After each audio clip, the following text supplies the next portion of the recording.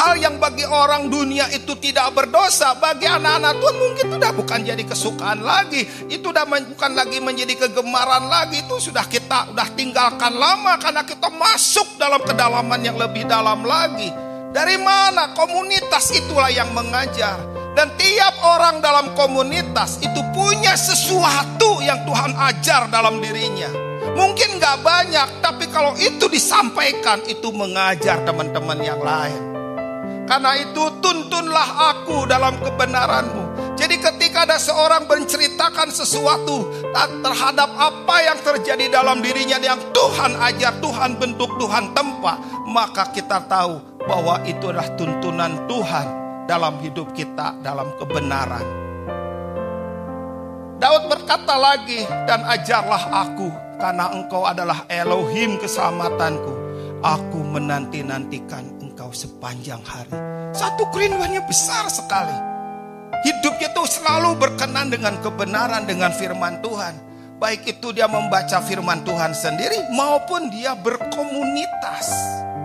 Itu yang membuat dia tahu bagaimana dia berkata kepada Tuhan, beritahukanlah jalan-jalanku kepadaku.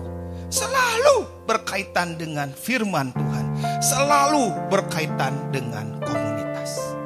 Kau semua harus minta kepada Tuhan, seperti Daud meminta, beritahukanlah kepadaku jalan-jalan, ajarilah aku jalan, tuntunlah aku ya Tuhan, tuntunlah aku dalam kebenaran-Mu dan ajarlah kepadaku ya Tuhan. Saudara, hal seperti ini membuat kita itu melangkah sesuai dengan jalan-jalan Tuhan. Jangan melangkah semau kita, jangan melangkah setelah hancur baru diserahin kepada Tuhan. Tuhan itu mau kita tuh setiap kita melangkah itu mengikut sertakan Tuhan. Mazmur 25 ayat 6 begini, ingatlah akan belas kasih dan kebaikan-Mu ya Yahweh, karena semuanya itu sudah ada sejak semula. Ini ayat ternyata gak bisa dipisah dengan ayat yang ke-7. Ayat ini gabung dengan ayat yang ke-7. Ayat 7 begini, janganlah mengingat pelanggaranku dan dosa-dosaku pada waktu masa mudaku.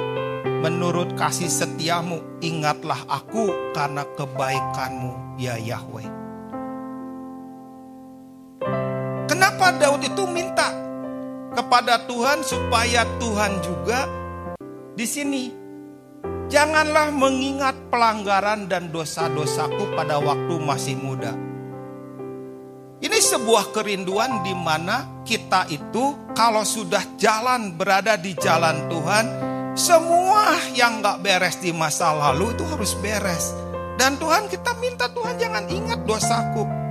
Ampuni aku nih waktu masih muda banyak melakukan kebodohan, banyak melakukan keserampangan, melakukan hal yang konyol, malu lah, ada banyak yang malu. Tapi dalam doa ini Daud mengatakan kepada Tuhan, Tuhan janganlah mengingat pelanggaranku dan dosa-dosaku pada waktu aku masih muda Tuhan. Mohon Tuhan menurut kasih setiamu ingatlah aku karena kebaikan-Mu. Di sini tiap-tiap saudara harus berdoa seperti ini.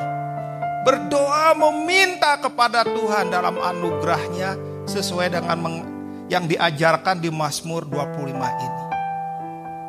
Kenapa? Karena jalan-jalan Tuhan akan diajarkan kepadamu. Ayat yang ke-8, Yahweh itu baik dan benar.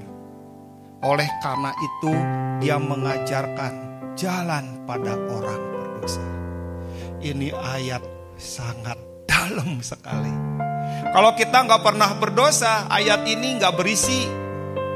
Kalau saudara gak pernah melakukan kesalahan, gak pernah melakukan kebodohan, gak melakukan hal-hal yang konyol, ayat ini biasa aja. Tapi bagi saya, bagi teman-teman yang punya kesalahan, punya pelanggaran, punya kebodohan, punya kekonyolan, punya hal-hal yang kelihatannya harusnya malu, tapi kita dulu waktu masih muda melakukannya. Ayat ini sangat menyentuh hati kita. Ayat ini adalah tentang Tuhan sendiri. Tuhan Yahweh itu baik dan benar. Oleh karena itu, Dia mengajarkan jalan pada orang berdosa.